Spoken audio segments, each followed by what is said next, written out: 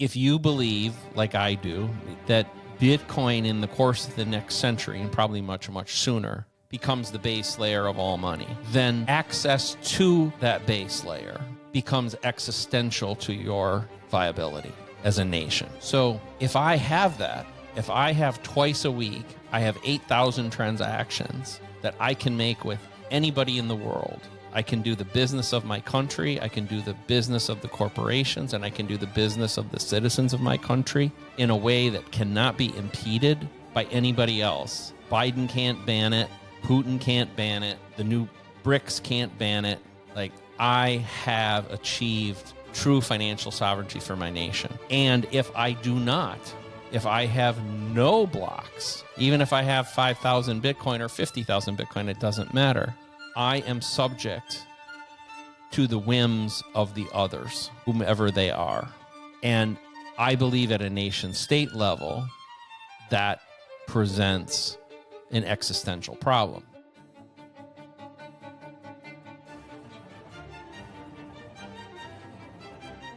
Greetings and salutations, my fellow plebs. My name is Walker, and this is the Bitcoin Podcast. The Bitcoin time chain is 879546, and the value of one Bitcoin is still one Bitcoin. Today's episode is Bitcoin Talk, where I talk with my guest about Bitcoin and whatever else comes up.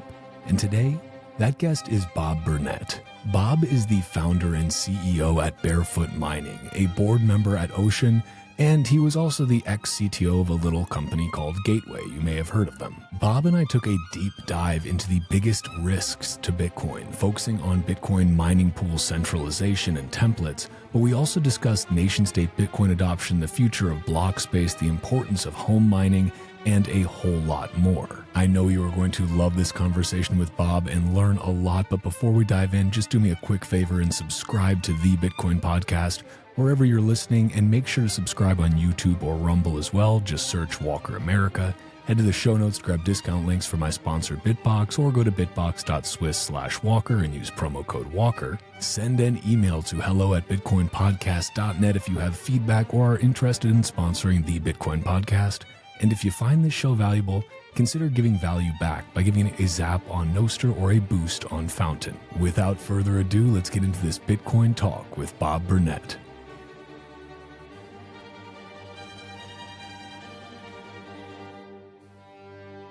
Well, Bob, it is great to see you again.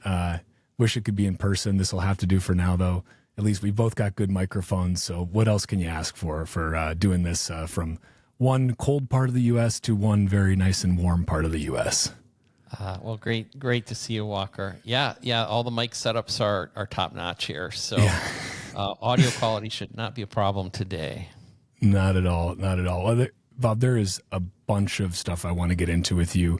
I've always appreciated your perspective on things because I think you're a very future-forward guy. You also are a very positive guy, but you're a very realistic guy.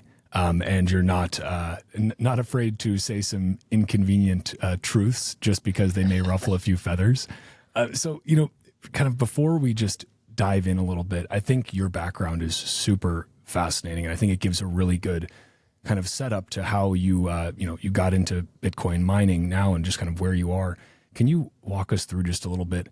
Who are you? How did you get here today to be a Bitcoin miner, but with quite an interesting path that led there? Sure. Yeah, thanks for having me today, Walker. So my background is really technology based. If I had to say one thing, what are you? I would say I'm a technologist, and I think the role of a technologist is kind of a combination of an engineer and a sociologist and a futurist. Like, it's kind of taking all those things and putting them together. And so my roots as a technologist go way back into the mid 80s.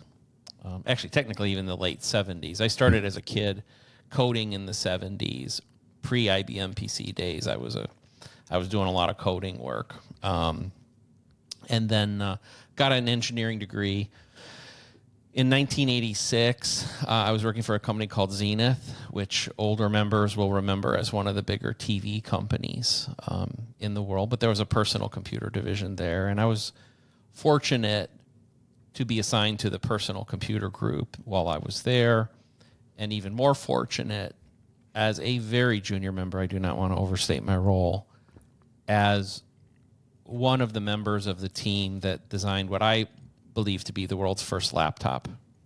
There's a lot of controversy about where it was because defining the line, but I believe firmly that we brought the world's first laptop to market in that era.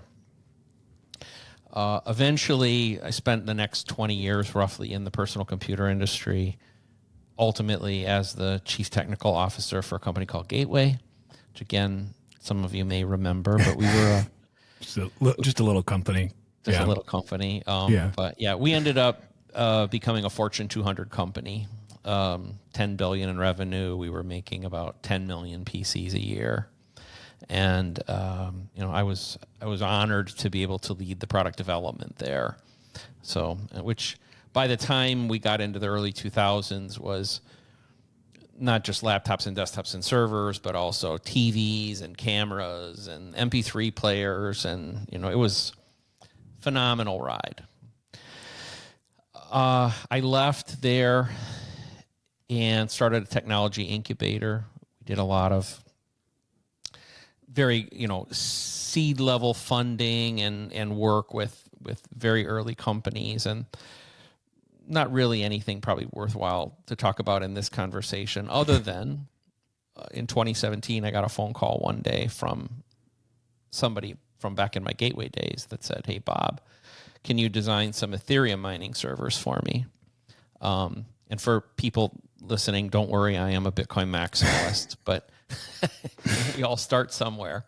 And I was a computer guy. I mean, I looked at the world. I was certainly aware of Bitcoin and Ethereum and these things, but it was certainly something in the background of my life. And this guy said, "Hey, can you build some Ethereum mining servers?" And make a long story short, I said, yes, I could. And he wanted a whole bunch of them. So he issued about a $6 million purchase order to us to build them. So we did. Not bad. And we did well with it. And then we said, well, we have this design, and we had a great relationship with NVIDIA. So they were willing to give us the chips. And so we went to other people and said, do you want to buy some? And a lot of people did. But most of them that said that they did only wanted to buy them if we would host them. So we had to start hosting these systems. And then we quickly realized they were making a lot of money. So we started taking our profits and putting it into our own equipment and started making money. Now, I'm talking about a period of maybe 9 to 12 months upon which this occurred. And at that point, I started to look seriously at what Ethereum was. And it didn't smell very good. We'll just put it that way. Like when we really got into it, like there's a lot of warts here.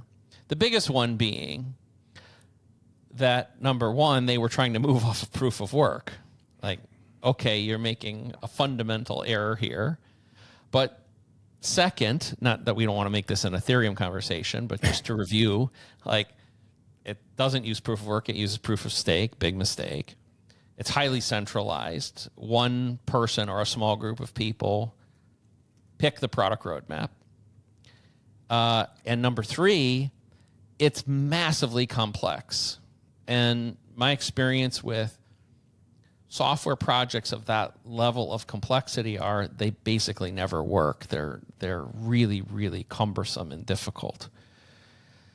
And so that led me to look more seriously at, what else was out there. And I took my first really hard look at Bitcoin and started to see that the three things I just talked about, being a problem with Ethereum, were not a problem with Bitcoin. And here we are now, 8 years later, deep in the bowels of the rabbit hole. So That's my story, Walker. I mean, it's quite a ride, and one that still has a lot of room left in it to ride, I think. And again, one of the things that I've always appreciated about you, and just enjoy talking to you, enjoy following you when we're not able to chat in person, but is just kind of it's very easy to get caught up in the NGU side of things. And okay, fiat price is pumping, things are looking great, let's not worry about anything. Yeah, we won. And you always do a great job of kind of bringing some sobering realities about Bitcoin and Bitcoin mining specifically, and kind of ringing an alarm bell at times about, hey, these are some things you should pay attention to. And so maybe a good place to start is kind of what are these things that you're looking at right now? Obviously, you are a Bitcoin miner. You have a Bitcoin mining company. This is something that you are personally heavily invested in and care a lot about. What are the things that you worry about as a Bitcoin miner, as a Bitcoiner, just as a human being? What are the things that make you kind of go, something is, maybe we're on the wrong path here. Maybe there's something that we can do about it. Yeah, it's a great question. What I'll say first of all is I think Bitcoin's greatest risk, it's not just mining. Bitcoin's greatest risk is complacency or overconfidence. And my biggest worry is actually not today. It's not next Tuesday. It's not next year. My concern is you have a new baby, a 1-year-old. I have a couple grandchildren, some as young as 3 years old. They may grow up in a world where they never see the problem.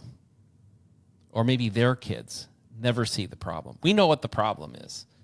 We know about the Fed. We know about the IMF. We know about the corrupt monetary system. We understand inflation. We understand, debt-based money. We understand all these sorts of things. They may not. And so I think one of the reasons I like to come on these shows is that the hope that my grandkids, my great-grandkids, my great-great-grandkids wonder who great-great-great-grandpa was and go find him and hear these messages, and they know why we're doing this. Because they might not fight against decentralization. They might not fight for massive concentrations. They might not fight for self-custody. They might not, these may not be issues that they can feel tangibly. So I think we start with that. So I appreciate what you said about me, but this is why I do it, and I call it 10th man syndrome, by the way, to be the 10th man is a take on the movie World War Z, which was an old Brad Pitt zombie movie, right? So, here I am extolling the philosophical virtue of a zombie movie, but the truth is, and there's a scene in the movie which I would encourage everybody to go find, where Brad Pitt, there's this area around Jerusalem that the zombies haven't gotten to. And Brad Pitt is a UN ambassador, and he flies to Jerusalem, which is like the only place in the world not infected by the zombies. And he says to the head of security, how did you know? Because what they had done is they had built a wall completely around the city to protect themselves from all the zombies, and everybody there was safe. He says, how did you know? And he said, well, it's because of the 10th man. And he tells this story about how in Israeli history, like in the Munich Olympics in 1970, there had been these warning signs that a terrorist group might attack the Israeli athletes. And the Security Council at the time decided it wasn't a legitimate threat, and they ignored it. And then he tells a couple other stories about times in the history of Israel where the threat of the attacks was there and the signs were there, but people ignored it as not a big enough threat, nothing to worry about. And so they decided that would never again happen. And so the Israeli Security Council is 10 people. and they created the 10th man rule. And the 10th man rule is that if a threat is presented and the first 9 members of the Security Council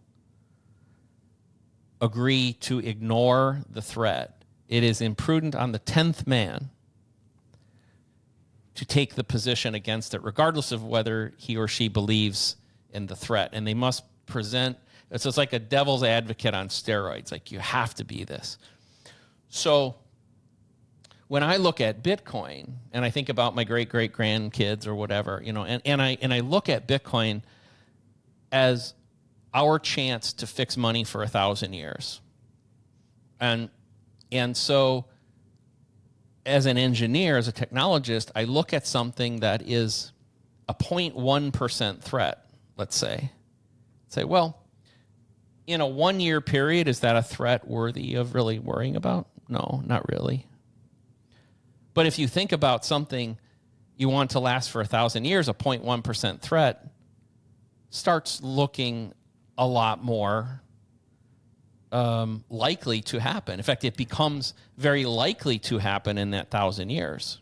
And so a whole series of 0.1% threats applied to the same thing. We'll talk. I'm really going a long way around your question, but that's all right. The mining pool centralization as an example. If somebody says, well, that's not really a threat, don't worry about it. The miner incentives, the blah, blah, blah, and we'll talk about all this in a minute. They aren't worthy of worrying about. Well, that's somebody not taking a very 10th man mentality. That's somebody showing me complacency, and that's dangerous. So, all right. So, yeah. No, just so you know, Bob, maybe I'll take a breath. Let you respond to that before we go to the next. No, I was just going to say safe space for rants, for tangents, for long-winded runarounds, however you want to do it. There's no rules on this show. But no, I think that's a really good way of looking at things. And again, we all like to talk about, oh yeah, Bitcoin's going to be, like this is it. This is the last money, right? This is the paradigm shift. Fiat was a blip. We had gold for 5,000 years, the blip of fiat. Now we'll have Bitcoin for 5,000 years. But a lot of the ways that we actually think through these things kind of make it seem as though we're not actually thinking that long term about it. We're not actually looking long into the future. Yeah, something's not a huge risk now, but as you said, that risk compounds, becomes greater, and over a long enough time horizon, there's a decent chance that it may happen. So let's start out with kind of, just because you brought it up at the end there, mining pool centralization. And there was a chart that Mechanic had shared, which I think is, maybe I'll pop it up on the screen here because I think it's a pretty good one just for giving people a visual aid to what we're looking at here. And maybe you can talk through, is this something that people should worry about? Is this a legitimate risk?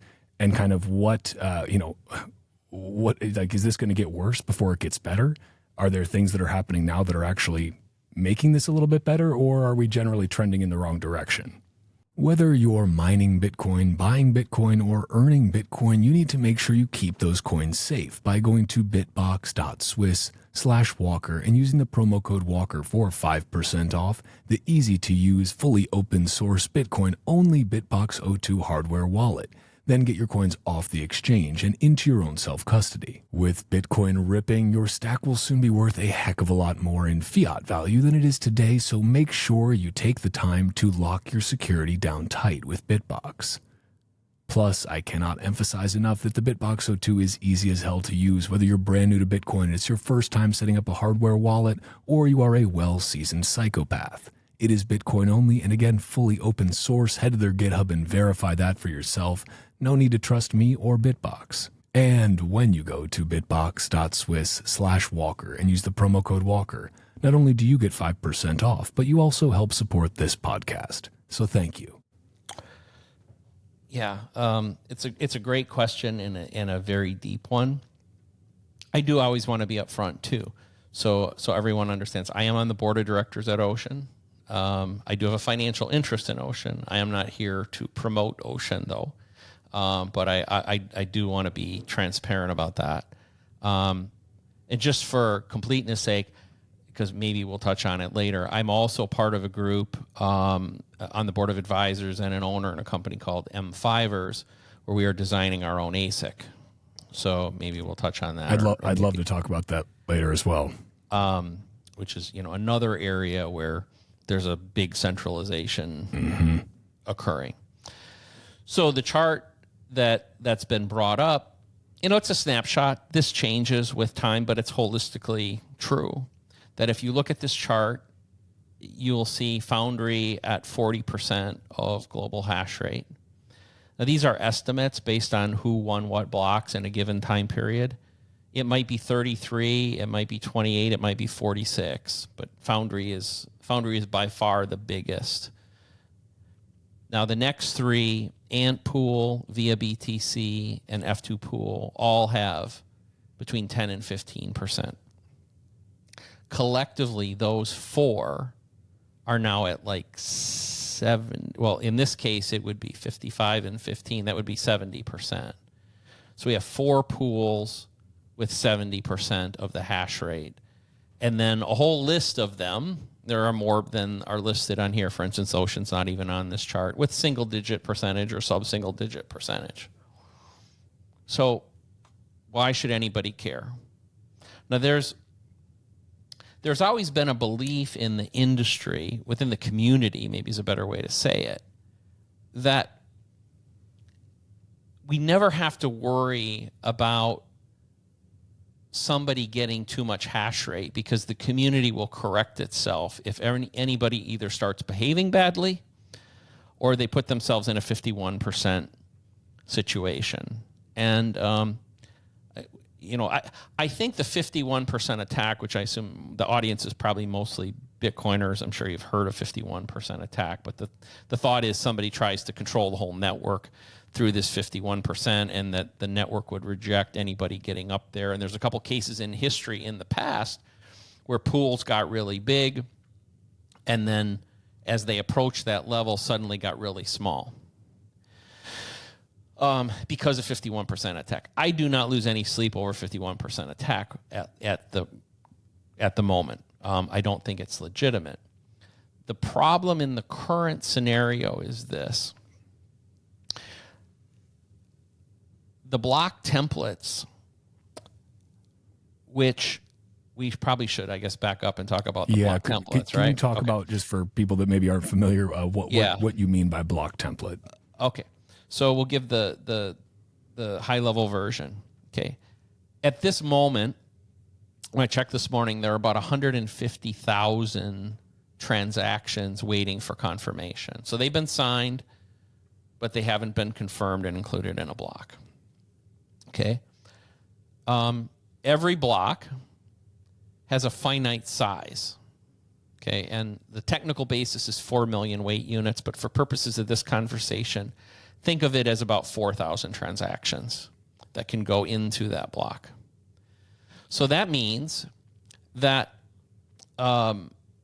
with the 150,000 transactions waiting to get confirmed, there has to be some criteria by which the 4,000 the miners are going to pick to include the block they're going to attempt to mine now takes place, right? So that process, that algorithm is called the filtering. Okay, so now every pool, every template creator can do that independently. So right in today's world, Foundry picks their 4,000, F2 Pool picks theirs, Ant Pool picks theirs, and all the others, even the little guys, each pick their own group of 4,000, and they go off and they try to mine it. Now, for the most part, the algorithm that they use is this algorithm. The first is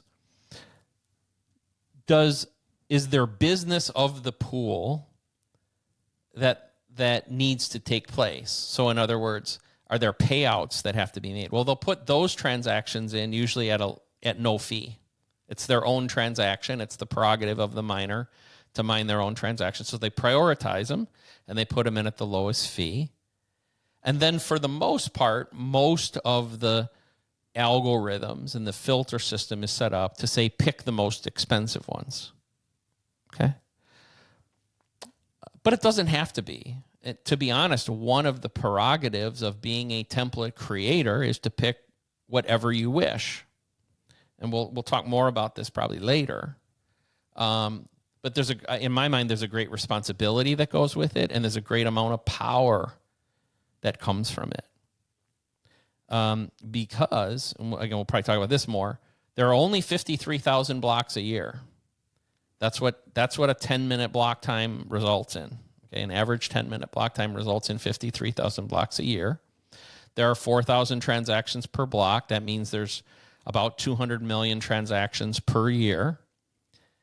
And for the most part, there's some argument within the technical side of Bitcoin about whether or not we can do something about that or should do something about that. But it's my opinion that that's what we have. That's what we're going to have for a long time. 200 million transactions. Now, if 4 organizations, 1 American company, Foundry, and 3 Chinese organizations, F2 Pool, Ant Pool, and doggone, I forgot the other one. Maybe it was Binance. I'm not sure what the other one was. Via BTC. Sorry. Those organizations are each creating their own. But as you can see, if 70% of the transactions are going through those organizations, the real risk is censorship in the short term. So should these organizations, either of their own accord or forced by a government, start implementing blacklist and whitelist type filters on top of their algorithm, we have a major situation, right? Yeah. I should also point out that there's a belief that a lot of these smaller pools that you have listed here, plus some others, are actually just proxies for Bitmain. And it has to do with, again, we get a deeper rabbit hole. It's hard to run a pool using what's called the FPPS payout method today. You have to have massive financial reserves in order to do that, and you can only do that if you have the backing of a really big organization. So it may well be that more like 90% of the blocks are really controlled by essentially Foundry and Bitmain in the end. Like you got 90% through these 2 organizations. Now that's a real problem. Like that's a real concern. And we've seen in the past, F2 Pool, for instance, show behavior that they were trying to follow OFAC compliance. Mara tried it for a while. They got slayed, and they backed off of it. But Marathon was doing that themselves. So this is a real concern. Now, a lot of people then look at what I've just said about it being a concern and say, Bob, it's not a problem because any of the hash rate that's attached to those pools can move immediately. So if these organizations exhibit that behavior, and that's historically what happened, the problem is it's not true for a whole bunch of the hash rate anymore. And here's the reason. Why is that? Yeah. So the reason is we have 30-ish%, probably a little more than 30% of the hash rate now controlled by public miners. Okay.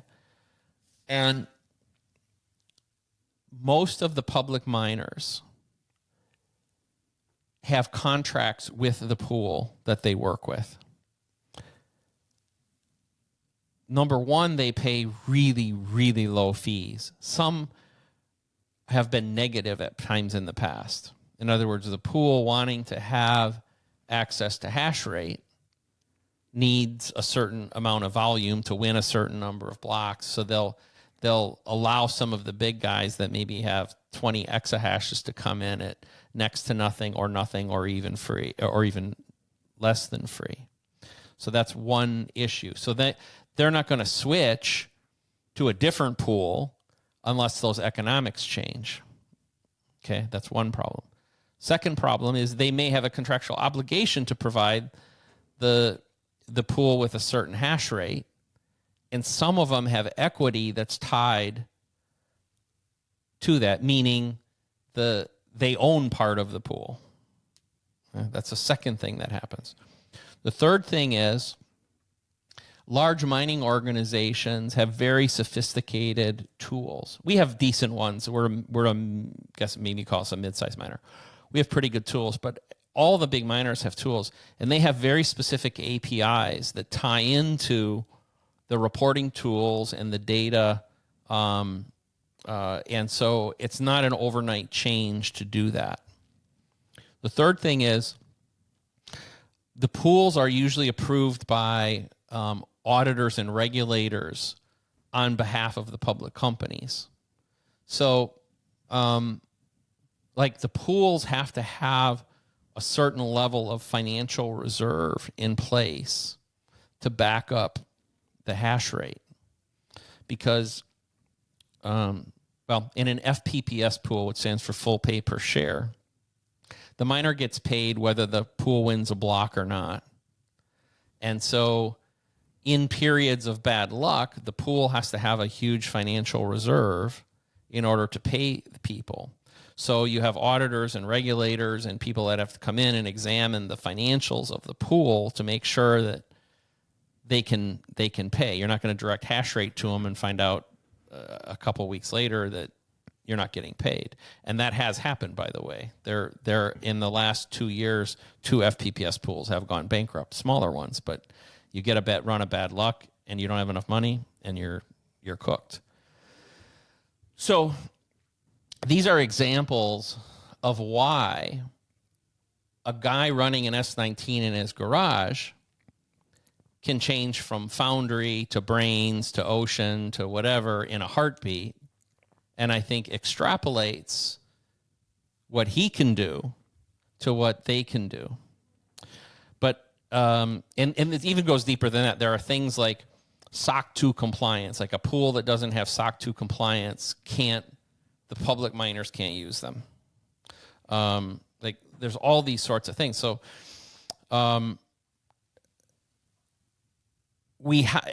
then I guess I'll say one more thing, which is the financial motivation really may not be there. Because if you look at it, right now, if we look at the block reward, which is the subsidy, which currently is 3 1/8 Bitcoin, plus the fees. Okay. Well, if the block template creator, being the pool in this case, happens to ignore, let's say, 5% of the transactions in the mempool, even though they're more expensive, they are foregoing a small amount of revenue, right? The block would be a little more valuable. But the way FPPS works, and kind of reel me back in if I need to explain this in more detail, Walker. But here, if you connect to what's called an FPPS pool, which I've mentioned several times, this is how you get paid. The FPPS pool has a formula, and the formula says every time a block is won, whether by that pool or anybody else, you get paid. And the amount you get paid is your percentage of the pool times that pool's percentage of the global hash rate, and times the average block reward of the previous 144 blocks. But they throw out in the 144 the 3 highest and the 3 lowest as well. So when you sum that whole thing up, it really will make no material difference to the payout of a company connected to an FPPS pool, whether or not that pool is censoring transactions or not. So what it comes back to is, are they principled? Do they carry the ethos? I'll just say, on the whole, it's not impossible for a public company to do so, but it's very difficult. Like my company, we have a we have an ethos pledge. Like the pledge to all of my employees and my entire organization is we do what's best for Bitcoin first. If something does harm to Bitcoin, even if it means better for us in the short term, we won't do it. The founding documents of Ocean, which I'm on the board of, we have a do no harm. It's like our Hippocratic oath to Bitcoin as part of Ocean. We shall do no harm, even if it makes gain to us. So I think a public company could certainly incorporate something like that. I think that would be wonderful. I'd love to see a public company do that. But to my knowledge, nobody has that. In fact, I think they look at it very much in a fiat mindset. So the momentum is toward these pools centralizing. We're seeing more and more hash rate go there. We're also seeing there's a nomenclature issue. I'll put it this way. Okay. What we have taken to calling the miners a riot or a clean spark or a iron or whatever. And I'm not saying this to belittle them, but they are not actually miners. They are hashers. They are mercenary hashers. And if you want to be a miner,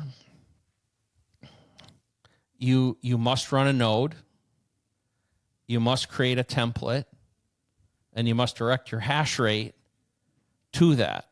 It's only then that you become a guardian of the network. It's only then that you express your vote and truly contribute to the network. It's only then that you have a voice in things like soft fork activations. If you're not doing that, you're not really part of it. I'm not saying you're not doing something valuable, but it is a misnomer to call yourself a miner until you do these other things. And some people may be offended by that. I'm sorry, but that's... I'm not, so don't worry. But that's the truth of the matter.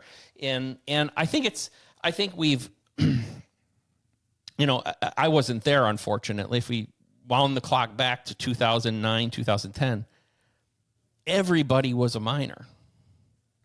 Everybody. So even if you read, I think I got it back here somewhere, a Book of Satoshi or Phil Champagne's book, great book, Phil. I love Phil. What you'll see is, Satoshi didn't separate running a node from being a miner. Those were synonymous activities. Like it's only in modern times, the last 70, about the time I was getting involved, we started to see this big parsing. And for some reason, I probably should put more thought in it, but for some reason, the community of hashers abdicated their mining responsibility or right to the pools. And so the pools take on this tremendous power at that point. They get to pick the transactions. They get to hold the money. Like the Coinbase transaction goes to them. The voice and things like soft forked activations, they get to make the template. By the way, usually soft forked activations have to do with turning certain flags on in the block. So anyway, hopefully I'm really prone to this. I apologize. I've given you some idea of like why. Hey, we need more pools. We especially need a whole bunch more template creators.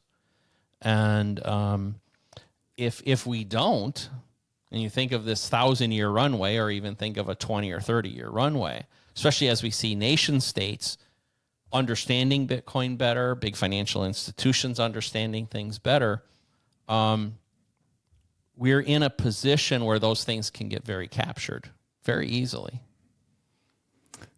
I want to get into the nation state side of things a little bit, but before we do, just want to kind of confirm in terms of, because you mentioned your like a 51% attack doesn't necessarily keep you up at night. Does that mean that in your mind, the larger risk in terms of mining pool centralization is actually the censorship component of it?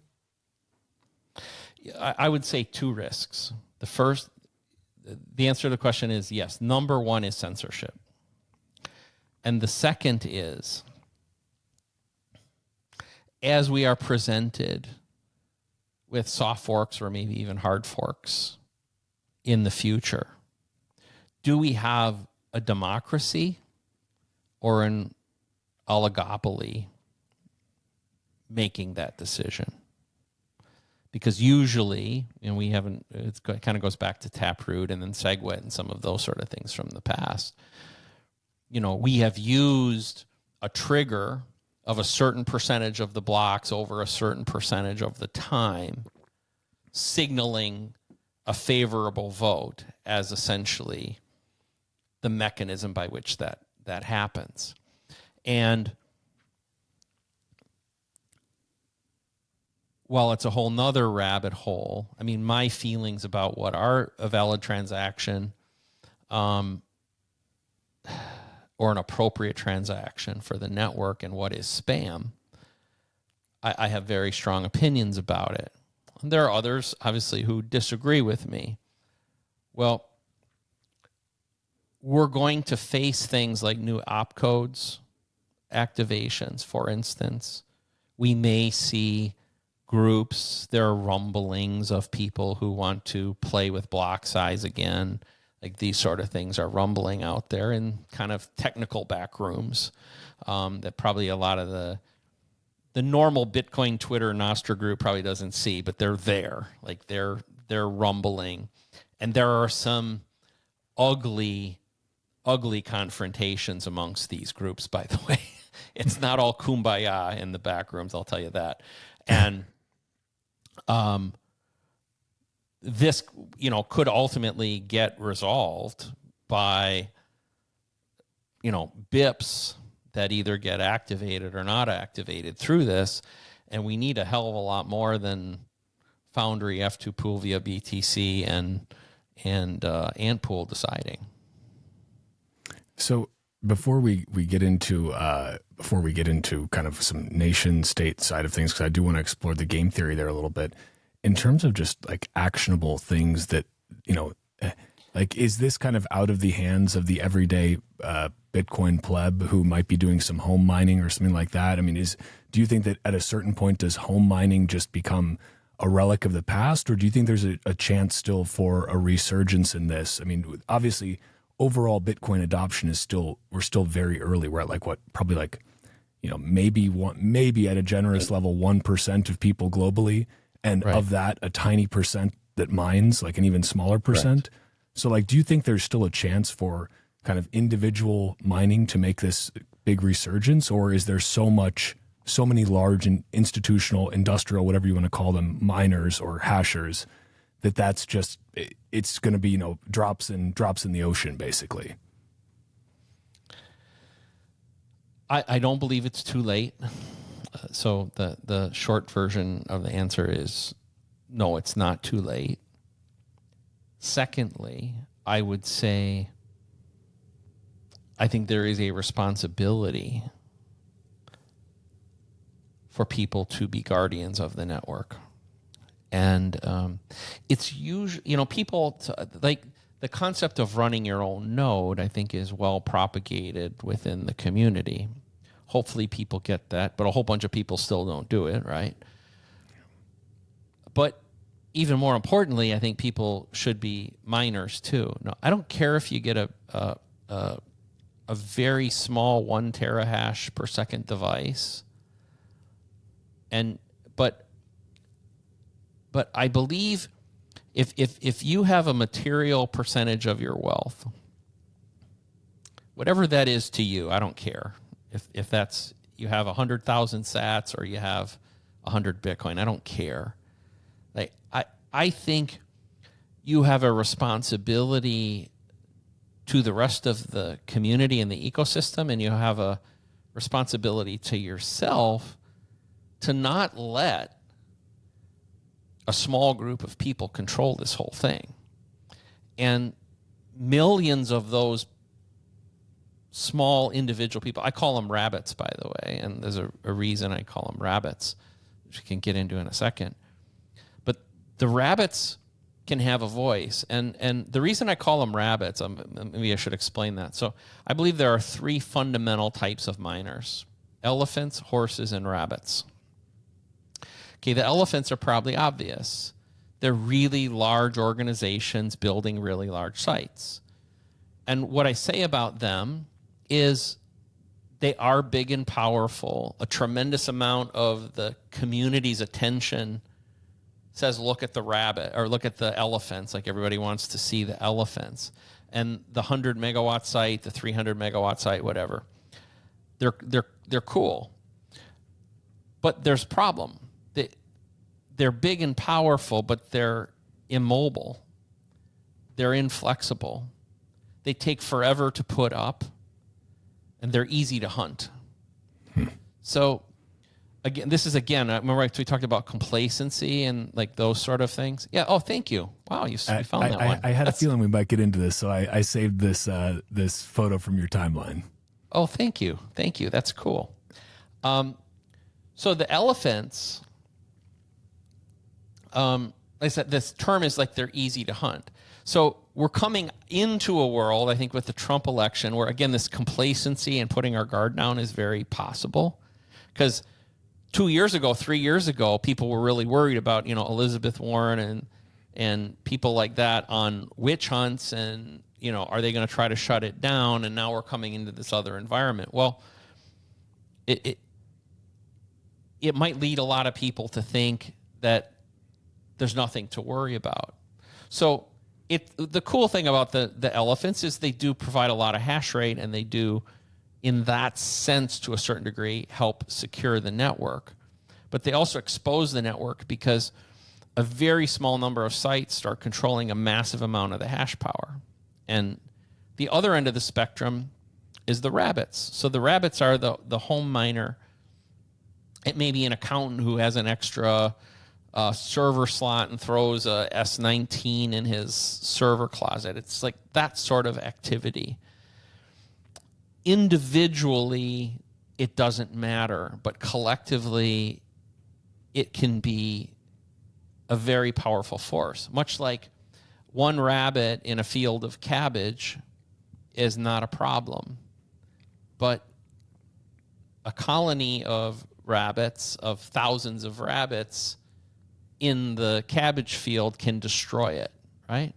Now, the thing is, if that was the case and somebody went and tried to hunt the rabbits, the moment they start hunting rabbits, they scatter. Like, you can't find them all. And there's a certain security that the network acquires because of that, by this massive number of numbers that we have, maybe this base. And I would love to see 10 or 15% of the network always come from the rabbits. And I think a lot of people that are potential rabbits have to stop thinking about it as to whether or not, let's say you've got a bid axe. Well, realistically, you might lose $100 a year or something like that, depending on where you are, running a bid axe. Okay, that's probably your likely output. But to me, that's almost your obligation. Like, you need to be doing that. You need to be helping secure the network. It's your obligation.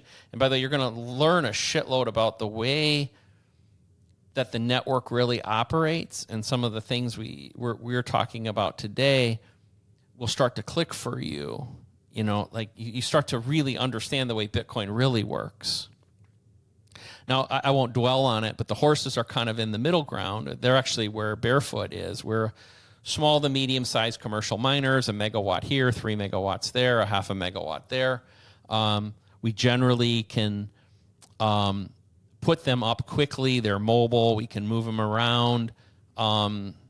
They're easier to hunt than rabbits, but way more difficult to hunt than elephants. And if threats occur, again, we can scatter pretty well too.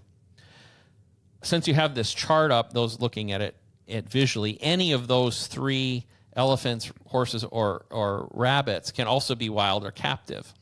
So captive, for the most part, means that you're on grid, that you are dependent on a third party to provide you the energy, meaning you're permissioned.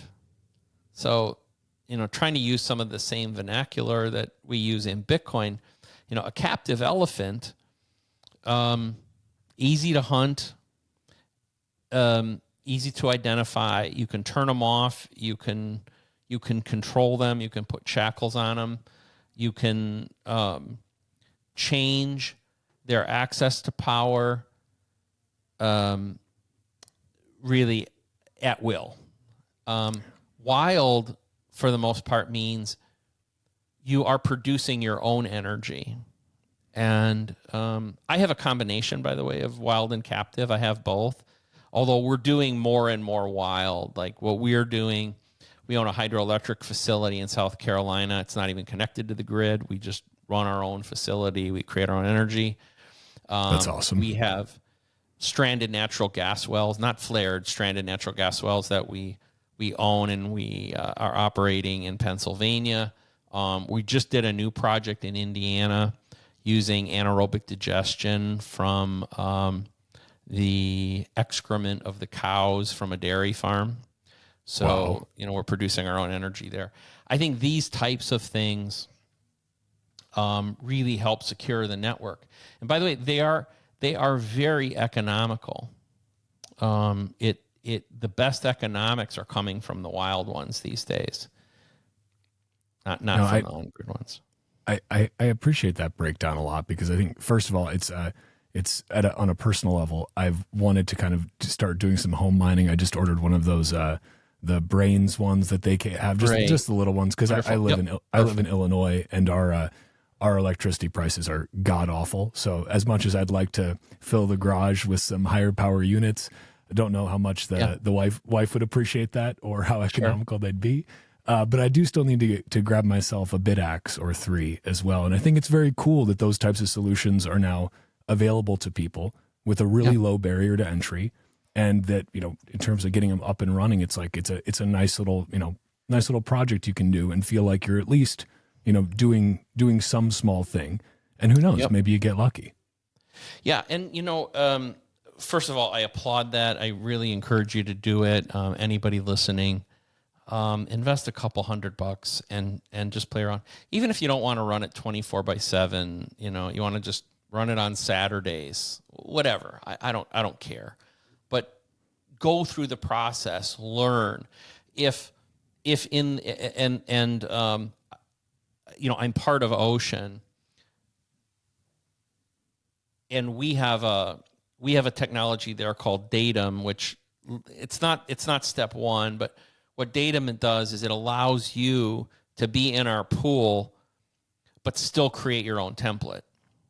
So, and it's a process. Like, even for you, Walker, I'm not saying like as soon as you get your BitAxe, it's a big step to say, well, I'm going to run a Datum server. In addition, I'm going to create my own templates. I'm going to do all that.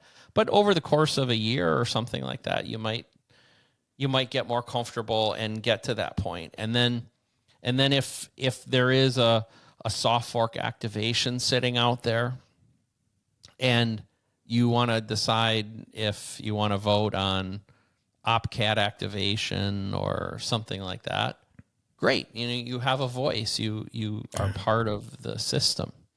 What's interesting about all that, it doesn't matter how much Bitcoin you have. Like, you don't get a vote if you're not part of that.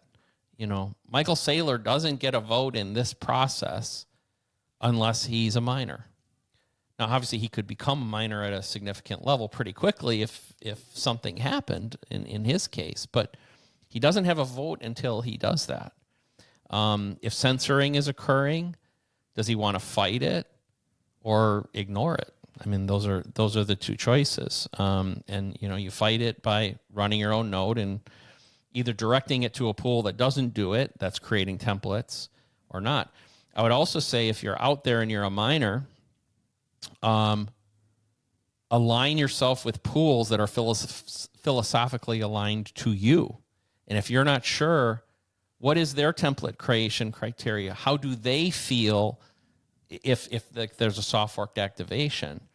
And don't give them your hash rate if they're not doing that. Like, I think people are thinking way too much about just the economics and not about, these other aspects of mining, and as I said, abdicating too much power to these other people.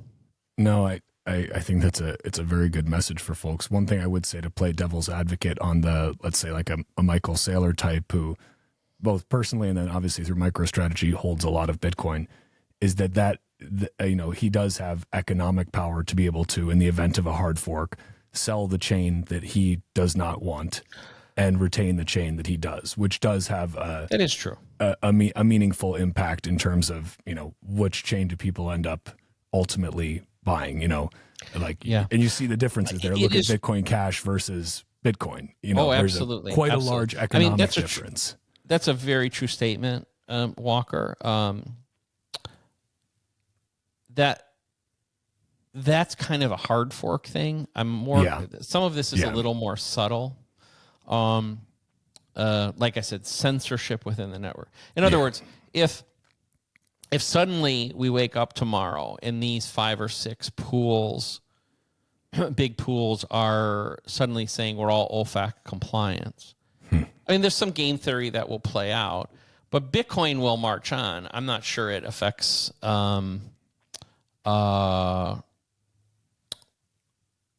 much of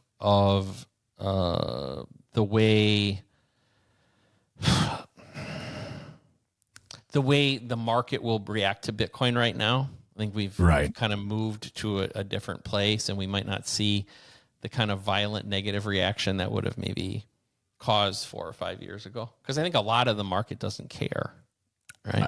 I would agree with that. Whether that's, we may look at that and say, well, we obviously care, and a lot of hardcore Bitcoiners do care about these things.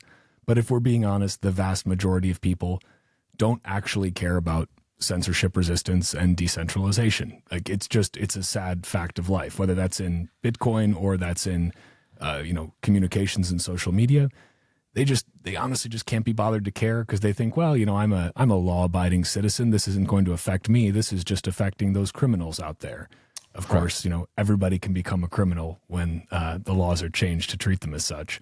But I wanted to shift gears a little bit, because you brought up just kind of like where we're at right now with just regarding, let's say, OFAC compliance or something like that. And with all these institutional players in, they may look at that and say, oh, great, that actually makes this more investable for us, something like that. But I'm curious at the kind of nation, at the national level. Trump very famously said in his speech at Bitcoin Nashville that he wants to, I forget the exact phrasing, but have all, Bitcoins going to the future mined in America, basically. He's looking at this, which is, drew a lot of laughs, I think, from a lot of people, drew some consternation from others, drew some, yeehaw, let's get it from others.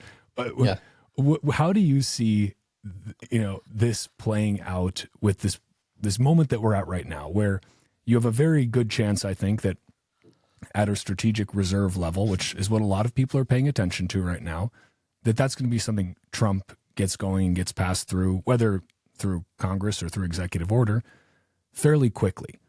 And a lot of people are focusing on that. But if I had to guess, you're probably focused more on not so much who's holding the Bitcoin, but who's controlling the hash from a geopolitical level. Is that fair to say? And kind of maybe what are your thoughts on this right now? Are we entering kind of a new era of global hashing? Yeah, I would say even more specifically, who controls the template. So, but that said, yeah, it's a great point, and I think this is the easiest way to answer that. Let's pick a small country. I'm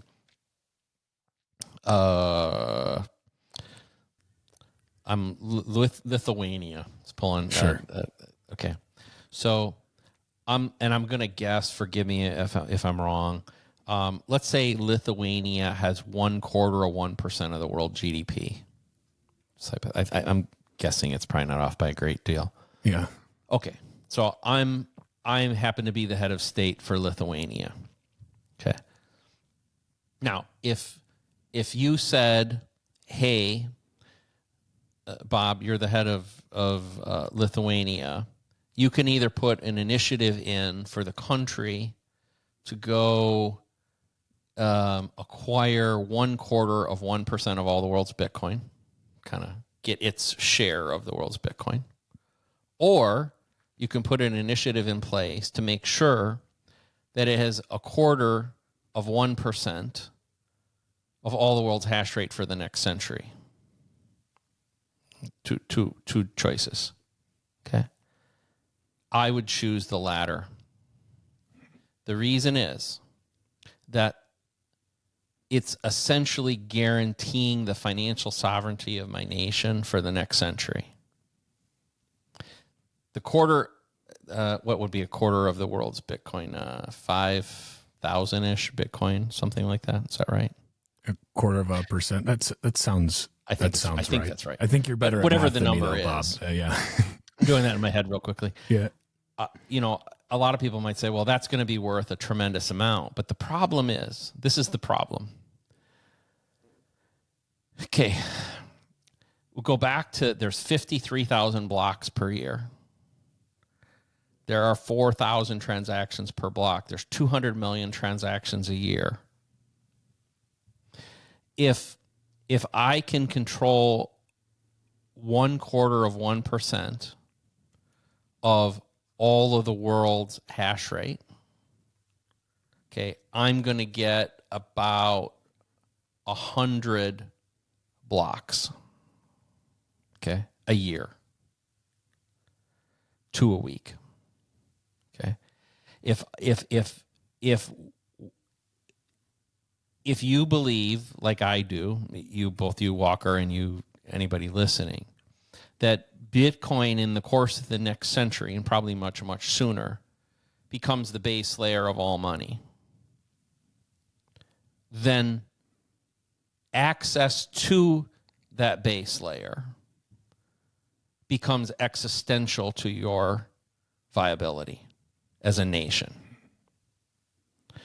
So if I have that, if I have twice a week, I have 8,000 transactions that I can make with anybody in the world. I can do the business of my country, I can do the business of the corporations, and I can do the business of the citizens of my country in a way that cannot be impeded by anybody else. Biden can't ban it. Putin can't ban it. The new BRICS can't ban it. Like, I have achieved true financial sovereignty for my nation. And if I do not, if I have no blocks, even if I have 5,000 Bitcoin or 50,000 Bitcoin, it doesn't matter. I am subject to the whims of the others, whomever they are. And I believe at a nation state level that presents an existential problem. So I think when we look at things like whether it's El Salvador mining or Bhutan mining, or we're pretty sure Russia is mining, actually the Russian trade minister has said they are even using Bitcoin in these transactions. Well, yeah. I can promise you they're smart enough to know they have to control some blocks too. So, so at the high level, I think we've not that strategic Bitcoin reserves are not materially significant. I mean, that is a very significant thing. I think it's cool. When Trump said, "I want to mine the rest of the Bitcoin," I seriously doubt he understands what you and I are talking about right now. But he's getting the right answer for the wrong reason, I believe. And that's like, hey, if you're the United States and you're used to being in such a dominant position in the financial community, if the U.S. doesn't have control over some of the block creation, that same thing could happen to them. And so I believe now is the time. Like, you don't want to be a nation that gets a decade behind in trying to build this out. Like, you need to build it out now and keep up with it. And by the way, you don't give a shit about how much money you're making, because it is a cost of sovereignty, right? Now, the next part, people may or may not like that. I'm not even saying I like it. I'm just saying this is what I think the reality is. And I think that's one of those things with Bitcoin. Like, Bitcoiners, like, we want the separation of money from state. I get that, but we don't have any mechanism to prevent the state from participating. And, the old saying, Bitcoin is for enemies. Well, I think it applies here too. Like, we can't stop it. And we also can't say that it's good for the U.S. to mine or for Bhutan to mine, but it's bad for Russia or North Korea. That doesn't work. Like, it's not what we're building. Now, the next thing I'll say, though, probably gets even more controversial. Actually, before I go there, you want to make any comments or any questions? Yeah, well, the one thing I would say is I think that your kind of touch of realism as far as the separation of money and state, I'm in the same boat there too. And I've started thinking about it instead of just, it's just separating money and state, which sounds very nice by itself. But what we're really talking about is the separation of money creation from state, from the ability to arbitrarily inflate and to print ex nihilo, print money out of thin air whenever they choose in whatever amounts they want with absolutely no oversight.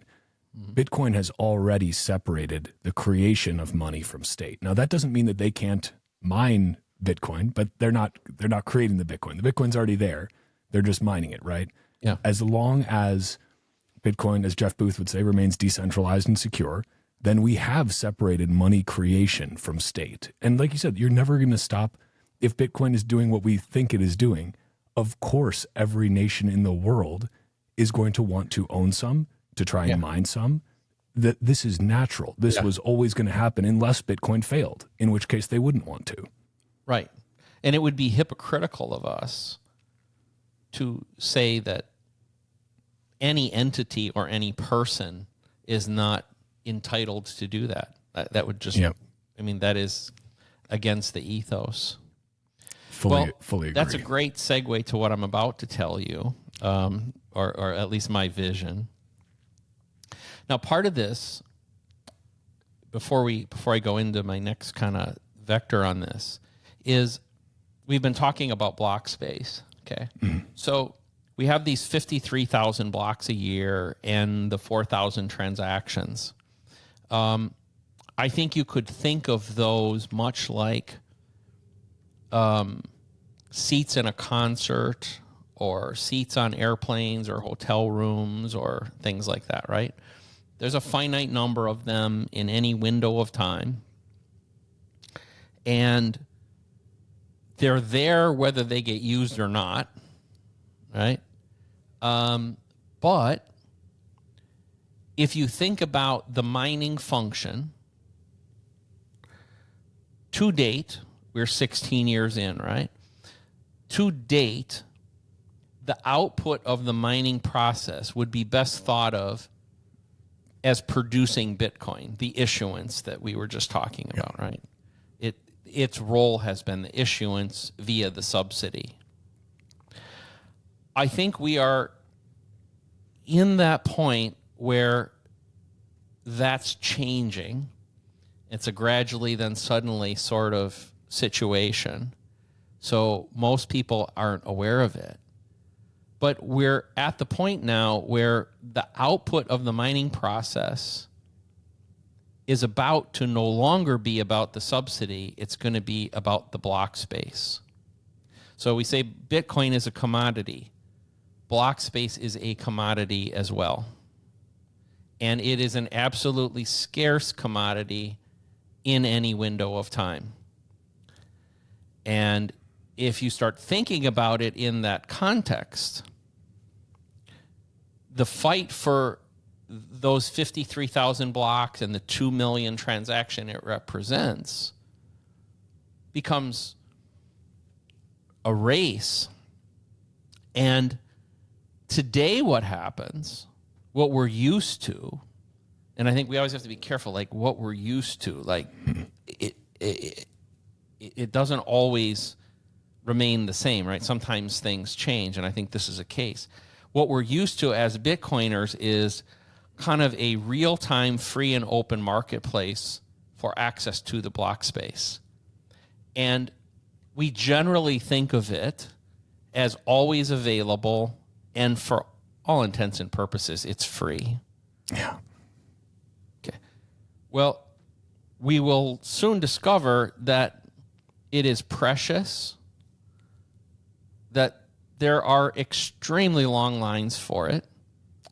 It is a luxury. It is access to the world's most secure digital network, the most, and decentralized network. And it's going to get super expensive. Scarcity, like we're learning a lot about scarcity with Bitcoin, but I think we're going to even learn about it more quickly, what absolute scarcity means with block space. Because block space is a one-time use thing. So Bitcoin is liquid, right? So yes, there's only 21 million Bitcoin, but there are things that it's still a medium of exchange. So whether that's a fiat price or a car or a house or whatever, there's probably some, if I have a Bitcoin, there's probably something you could entice me with to make me part with it and create liquidity. But block space, it's a one-time use thing, and you have to wait again and again and again, and there's a big line. Well, we have been in a position for almost 2 years now. The mempool, which is the repository of transactions waiting for confirmation, has not been clear for almost 2 years. We have seen periods where fees have gotten really expensive, and then they will come back down. Sometimes absurdly inexpensive even, but also absurdly expensive. I'm going to oversimplify, but the reason why sometimes it's absurdly expensive and sometimes it's absurdly inexpensive have only to do with urgency. Now, a lot of the activity that occurs on the base layer is non-monetary today. Some of it relates to the spam stuff, which we'll forego for another time maybe. Some of it relates to, let's say, a UTXO consolidation. Well, UTXO consolidation rarely has urgency. But if I'm going to buy your house, if I'm going to buy your car, if the type of activities that I do see continuing on the base layer, for a long time, institutional movements of money, like those sort of stuff, we're going to start to see more and more urgency tied to those transactions, and also the value of the transactions going higher and higher. So I think the fees are going to start getting more and more expensive, number one. And now here's where we're really going to get controversial. Okay. Organizations like Bank of America and Wells Fargo and Citibank, JP Morgan, some percentage of them are going to realize that access to the base layer becomes existential to them as well.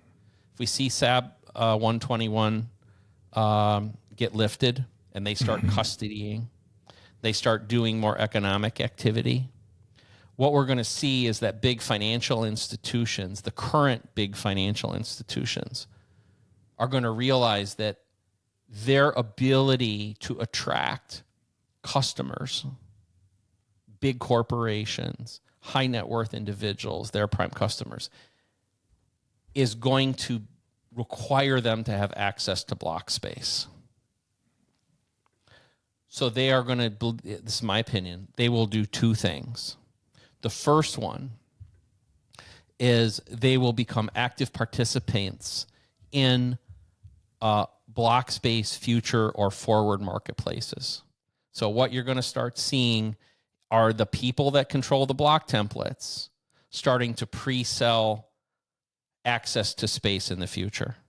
And I've been working on this product actually for 2 years with a group out of Tampa call block spaces. And I'll say this, we are building on the Lightning Network this whole marketplace. And so the idea would be, like, we're sitting here in January, and let's just keep it simple. If I own 1% of the world's hash rate, I'm not that big, but let's say I did. That means on average, I would control 1.5 blocks a day, or about 10 a week. So I could go to a big user of block space, like let's say Coinbase, and say, hey, how would you like to right now buy access to 3 blocks in the first 2 weeks of April? And we'll agree on a price right now of 13 sats per VByte. And when you hit April 1st, you got to give me the transactions you want, and I will guarantee you they will be in a block in the next 10 days or next 14 days. Okay. So what that's going to do is it will give bigger customers of the network the ability to lock in access at a known price, which I think is the only way for the market to mature. But it'll also give everybody else visibility to demand for block space in the future, which we don't have today. Like right now, we only know the current state, right? We always live in the now, we have no access. But then I think what it leads to is the banking institutions themselves realizing they have to be miners. And so my guess, I'm playing futurist a little bit, is that as we sit here 10 to 15 years from now, the biggest miners in the world will be a combination of nation states and very large bank and financial institutions.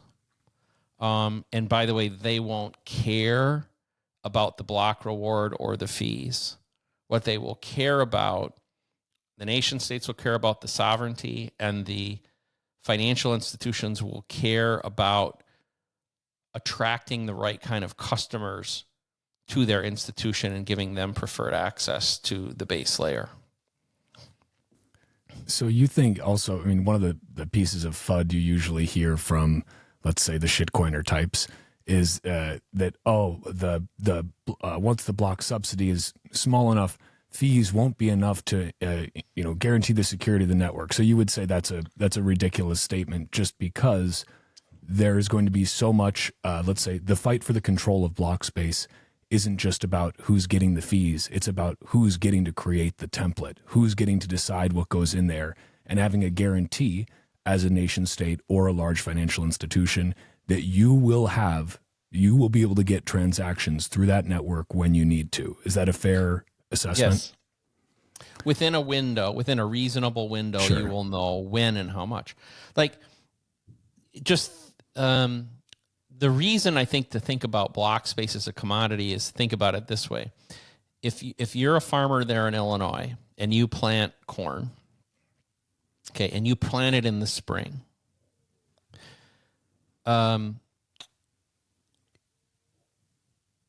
you, at almost probably the time you plant the crop, already are in a futures marketplace, and you know what your harvest is going to be. You call that X, right? Well, by early June, you've maybe sold 25% of your expected harvest already into the marketplace, into a futures marketplace. On the other side of that, there's some guy that makes commercial tortillas, okay, corn tortillas, and he's trying to lock in his availability and cost of corn for October when the harvest occurs. So he's buying that contract, right? The same thing is occurring with block space. I as a hasher and block template creator, know how many blocks I'm going to create and roughly when I'm going to create them. I can't say like to the hour, but I can say with really high probability within certain windows. And there are organizations, I use Coinbase as an example, it's probably the easiest one, in the current world? Well, they have all kinds of base layer interactions they have to do. They have withdrawals and deposits, and they're doing their own back-end administration with UTXO consolidation and all that. They're a massive user of block space. So they are running a portion of their business. It's dangerous to them, right? They don't know what their costs are going to be on a day-to-day basis in today's world for doing those activities. They don't know for sure that they can even do them. They can't guarantee service levels to their clients without doing them. And so it kind of goes back to something we said before, like we can't expect the world to run on Bitcoin and not have things like that. Like you can't have a world where people don't know when their transaction's going to get in and how much it's going to cost. Like there has to be certainty to it. Now, I don't want to go too far off the path, but the reason partly we need the rabbits and the horses, at least at an appreciable level, is to preserve what we have today, which is a portion that is available to the pleb, that is available to the average guy, and runs much like we do today. We need the rabbits and the horses in order to have a chance to do that.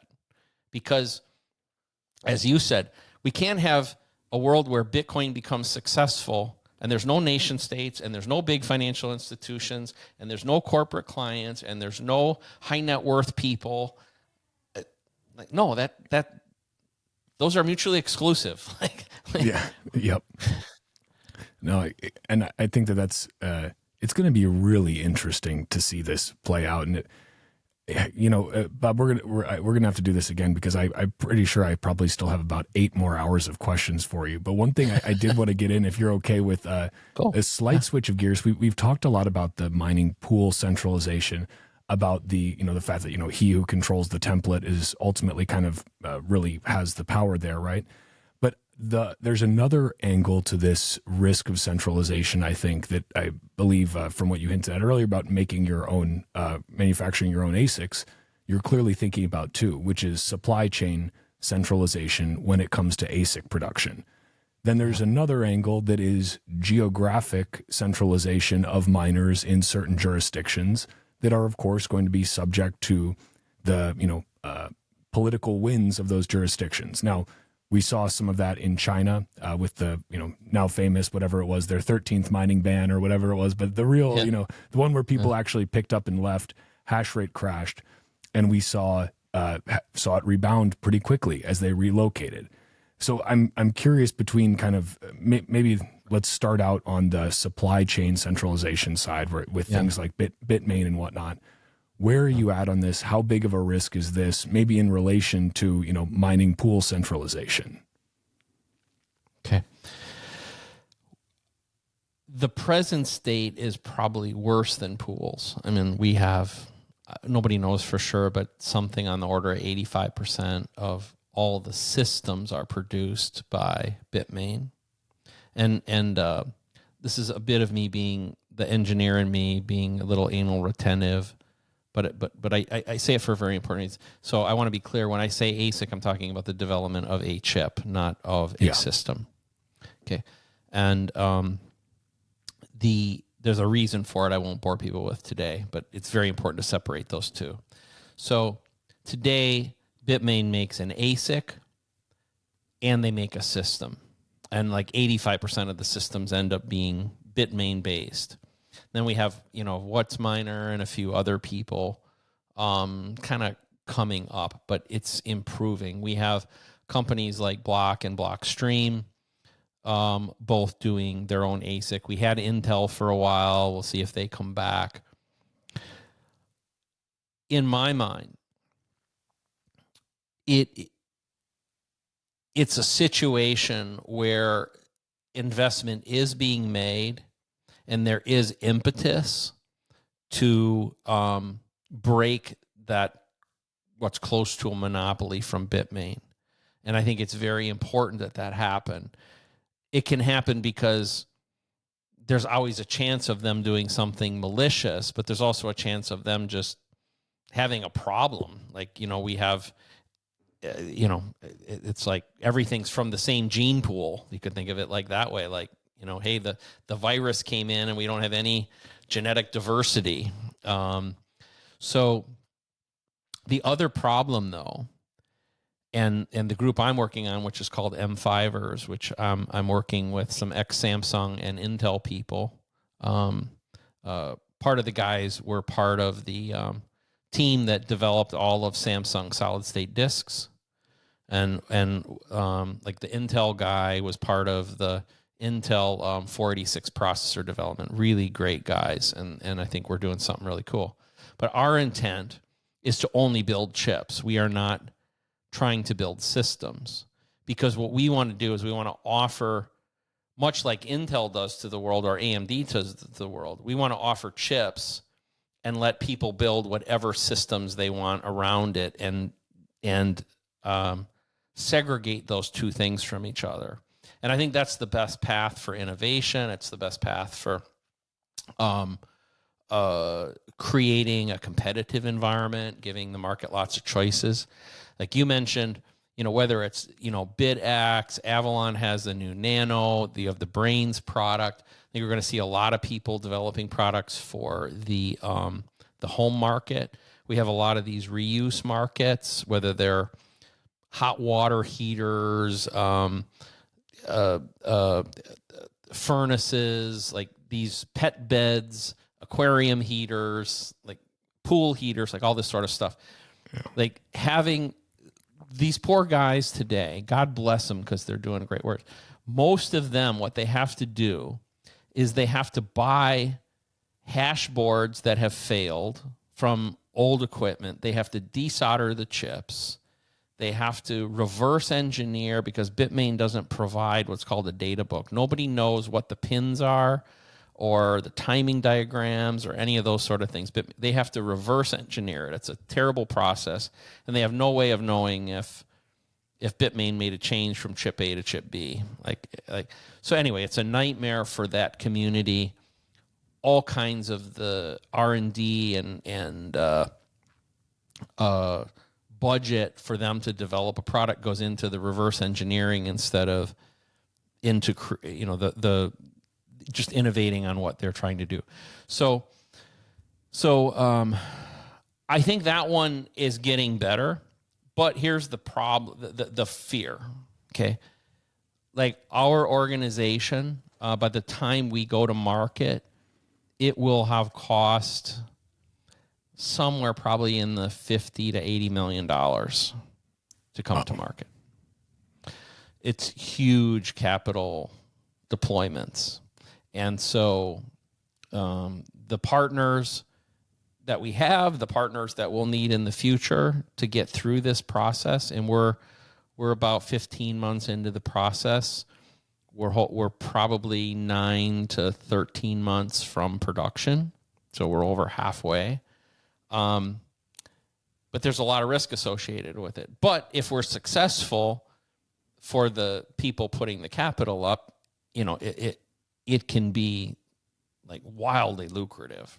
But it's feast or famine, to be honest. Like there's not a lot of semi-successful chip ventures. Like they're they either turn into Intel, AMD, NVIDIA, or you never heard of them and they go away. It's what Silicon Valley was built upon, right? Was these kind of high-risk ventures. So, I want Block and Blockstream. I want us to succeed. There's a few others, I think, trying. But it's a difficult game. And if all of us fail for whatever reason, then that would be really bad. Then we'd be in a Bitmain-dominated world. And I'm not even trying to shit on Bitmain, because pick whatever name you want. We don't need one company having that sort of dominance. That's really, really an uncomfortable thing. There was another question. I forgot. I answered the chip part. What was the other part of the question? Well, just wondering, is geographic centralization of actual hashers something that you worry about at all, in terms of, we've obviously got a lot of hash power coming from the U.S. There's, pockets of large centralization all over. Is that something you worry about at all, or just from like a government decides it's no longer going to be too friendly, or it's going to nationalize, some miners or something like that? Well, the answer is yes. I'm still worried about it because, I try to keep that 1,000-year hat on that we talked about, right? I mean, I think I'm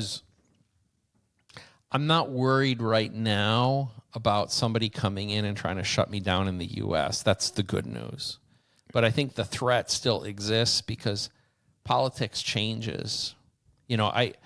We sit in this environment today. Like I don't mind in Texas. I have nothing against it. I have a lot of minor compatriots that do. And one of the things I've told some of them in the past, they'll say, hey, because I think a lot of them continue to pump a lot of money into Texas. Like they don't even look outside the Texas, not even outside the U.S. They don't even look outside Texas. And what I say is, like, imagine a world, let's say it's 2028 and, it becomes election time. What if we have a world where the next president is AOC, the Secretary of Energy is Elizabeth Warren, the governor of Texas is Beto O'Rourke? Like, if that happens, and you can't say it's a non-zero possibility, right? It is a possibility. So we talked about those odds before. Well, I'm sorry, man, but some bad shit's going to go down if that's the case. And you got 4 years. When I say you, I'm talking about the greater community. You have 4 years to correct this. And the fear is that the community feels too comfortable. It feels too confident. And instead of using this 4-year window to really decentralize geographically, it actually even more centralizes because the threat's not there. So that worries me. I mean, I've spent fair amount of time overseas this year. I will spend more in 2024, I spent some material time working a fairly big opportunity in Europe. This year, which hasn't come to fruition yet, but I'm still hopeful. And I'm sure I'll spend time this year in South America, Central America, and maybe Africa, looking at things, because I definitely feel the need for Barefoot to have this footprint changed, because I do not want to all be in the U.S. And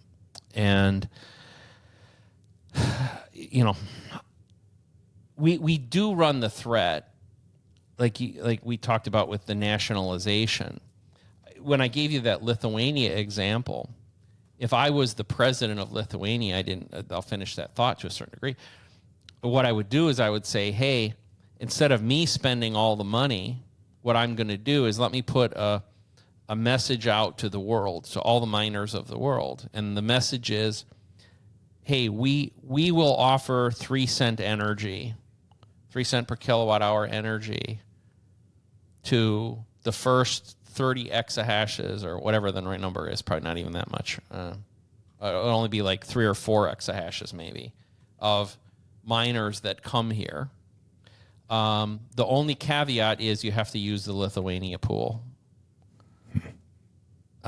So, we're going to give you an opportunity to compete, but we're going to control the template. I mean, that's the plan I would deploy if I was the president of one of these countries. Are there any other risks that we haven't covered yet? Obviously there's ongoing talk of quantum computing and how, there's various things. It's going to be able to crack Bitcoin private keys, things like that. I mean, I think if it's done that, then it's cracked, every other encryption algorithm in the world as well, but the point being, is there, from the mining side of things, is there anything that you think about with regard to quantum, looking at this, 1,000-year view, or are there any other kind of risks that you see out there, or have we covered kind of the big ones that are, in your mind, the most material potential threats?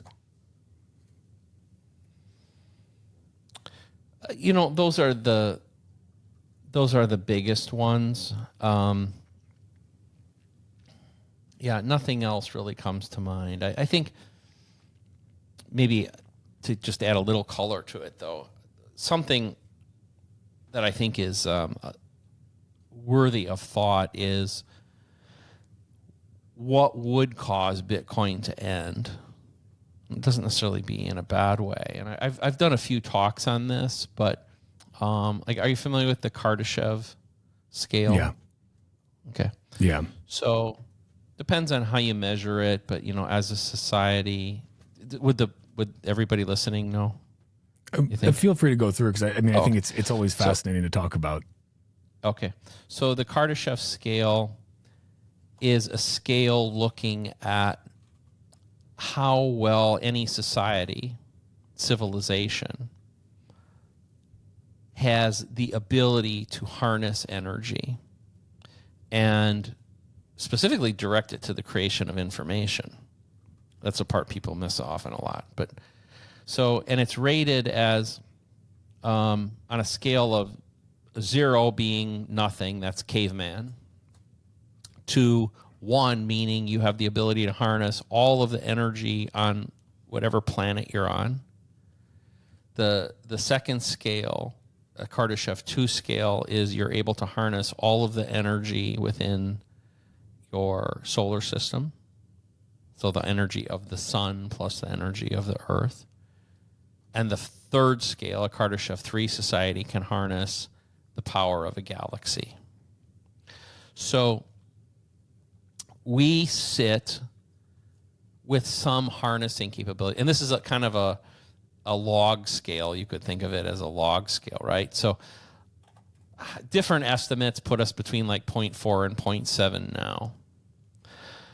And I think when we reach the point that we are a full Kardashev 1 society, Bitcoin will start having issues because energy itself will be so inexpensive.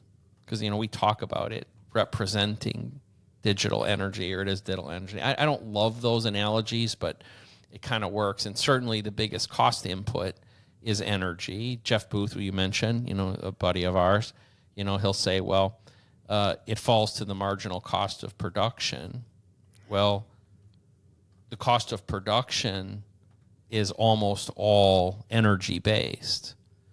And when I say that, I don't mean just the energy like running the systems, but the energy to create the chips that run the systems, right? So if you live in a society that can reasonably harness all of that energy, you just have such a massive amount of energy available per person. I think Bitcoin kind of fails at that point, and we need something else to replace it. So I believe Bitcoin is our money. If we treat it right, if we're responsible, we don't F it up, that it can ride till we reach Kardashev 1 levels. And then we'll need another one. Some people think that could be 200 years. I think it's more like 1,000, and that's why I say money for 1,000 years. Okay. It'd be interesting to think about what comes next. I mean, I guess, yeah, if energy is so abundant and so, materially just free, basically, that the marginal cost of production is essentially 0, that has some really interesting implications. Obviously, you still, need to have raw materials and things like that. Like, there's a lot of other components that go into it, but it's quite an interesting thought experiment that, our probably, great times a few more grandchildren may be living out in real time. Yeah. But the thing, I have put a decent amount of thought into it, and I've got into some, and obviously it's just a debate, right? Nobody can prove it right or wrong. But what I would say is you certainly have these other materials, but if you look at it, most of those materials, the cost of the material itself, let's say you need iridium or you need gold or you need something like that in it. Well, the energy to mine that and process it is the majority of the cost of that material as well. And then to transport it. most of the cost revolves around the energy to transport it. So it kind of like, you just kind of see a little like almost everything tends to free. Now, maybe we don't need money at that point. I mean, I don't know. That's probably not something I can envision properly. You know, I'm going to do, I have a show, Old Man Yells, that I do. It's kind of me doing monologues, you know, but, I'll sneak preview. My next one is actually on money on Mars. I haven't recorded it yet, but it's because there's a faction of people that believe that as Mars settles, Bitcoin is the ideal money for them, and I don't believe that's true. Interesting. Okay, I'm gonna have to tune in for that. I'll link the show too in the show notes. I want to, so okay, we've talked about a lot of risks today. We've had a lot of realism thrown out there. I want to just kind of close out with like, what makes you? So yes, these risks are there. Yes, there are things that could be a lot better in terms of the decentralizing the network. What makes you hopeful right now? Like, what are some things that you think about where you're like, wow, that really, that gives me a lot of hope as we go forward? What are you seeing right now, whether it's in mining or other open source projects, anything that you're looking at saying, you know what, that's a really amazing thing, and that gives me hope? Yeah. Well, first of all, I apologize to anybody out there if my comments are a downer or in any way are deflating any enthusiasm you have for Bitcoin. As you said, I just try to be a realist, and I believe Bitcoin will succeed. It just that, like anything, we have to be vigilant, and it's only our lack of care, our complacency, that can make it fail at this point. I think that's where we are. So that, first of all, that's in and of itself a lot of hope. Secondly, I already feel the next wave. I mean, we see it politically. We saw what happened with the elections in the U.S. I feel political wins. I spent a fair amount of time in Europe this year. I can feel political wins and society shifting there. And they're shifting not just to Bitcoin, but to the things that Bitcoin stands for. The thing we talked about our enemies, the Bitcoin's enemies, they're adopting Bitcoin. I mean, to a certain degree, I think Bitcoin's enemies, if you want to say that, the big financial institutions in the nation states, I am so impressed by the pace with which that is occurring. It's exceeding at least my expectations. If, back from 2, 3, 4 years ago, the rate at which this is happening is jaw-dropping. And it's what we should expect.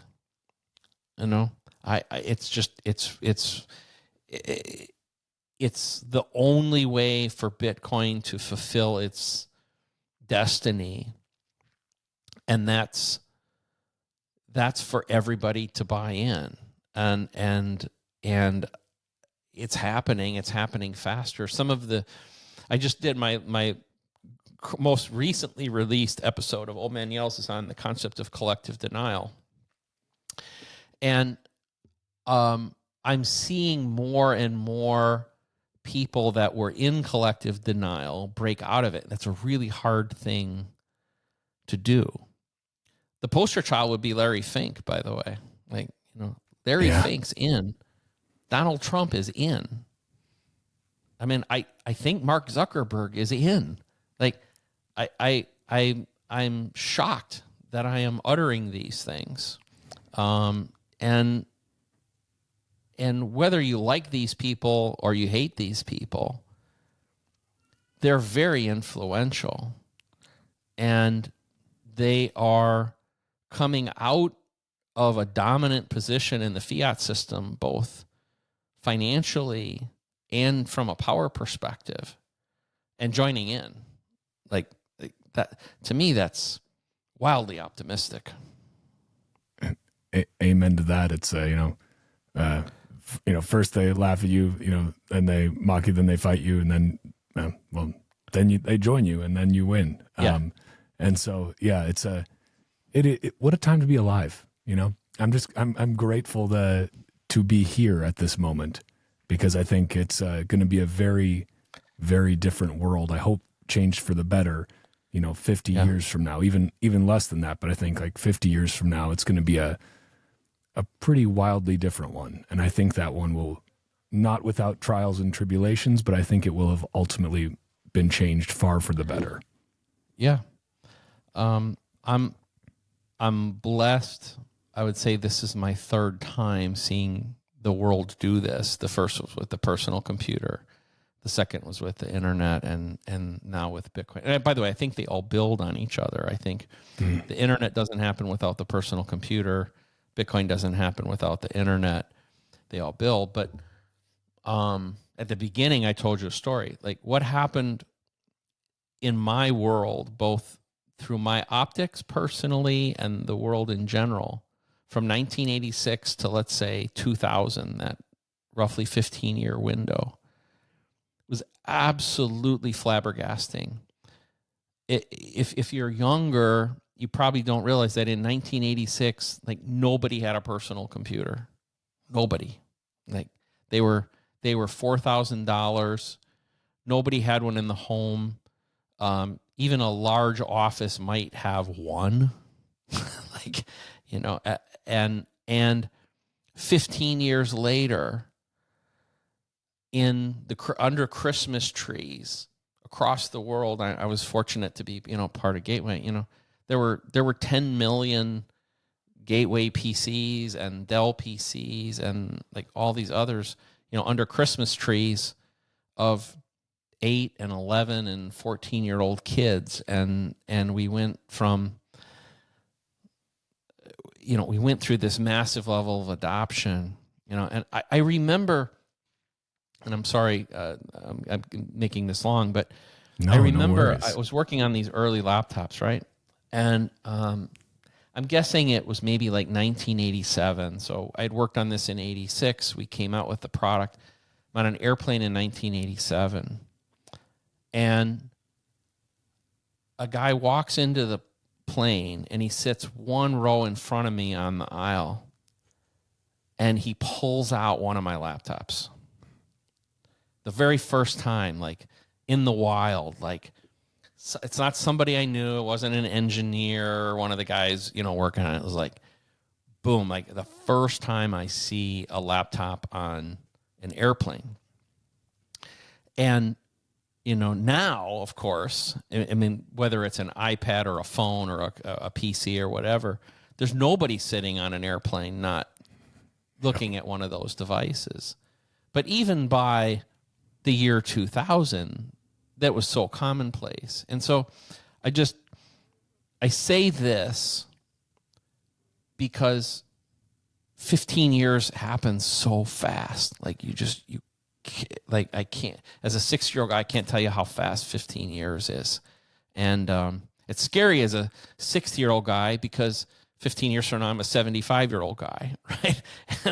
And that's a scary thought in of itself. But we're changing the world.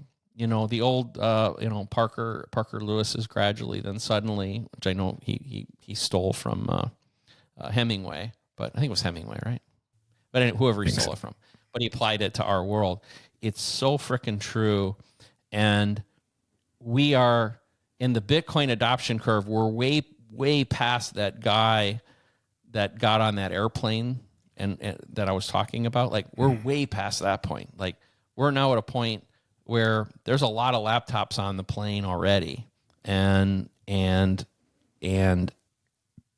I just it gives me hope because I want to make money like everybody else, obviously, but if that doesn't work out for me, it's not the end of the world. But what will be crushing for me would be if Bitcoin didn't work. So whenever I move on to the next level, if Bitcoin hasn't won, and I know that the world my kids and my grandkids and all those have to live in doesn't have it, that would just be soul crushing for me. And I mean that in a literal sense, but that's not going to happen. It's, and we've got people like yourself and many others who are fighting to make sure that doesn't happen, and that our kids, grandkids, great grandkids grow up in a bright orange future. Right? absolutely. It's a beautiful thought, you know.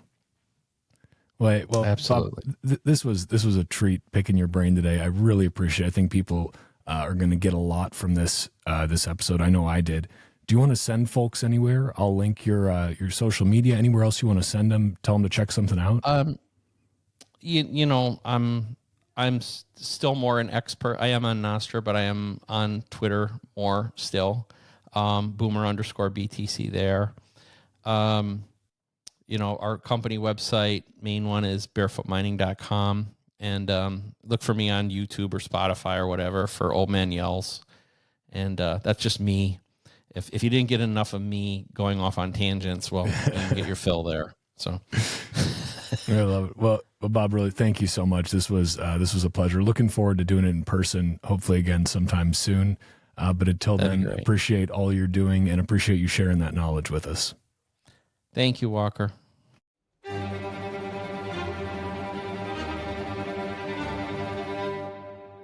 And that's a wrap on this Bitcoin Talk episode of the Bitcoin Podcast.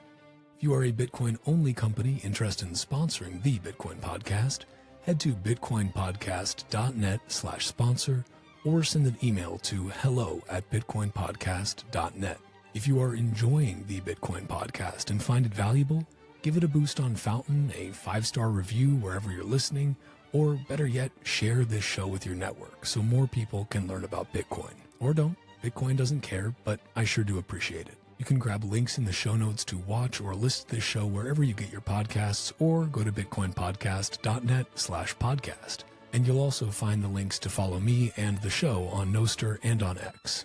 Bitcoin is scarce. There will only ever be 21 million. But Bitcoin podcasts are abundant.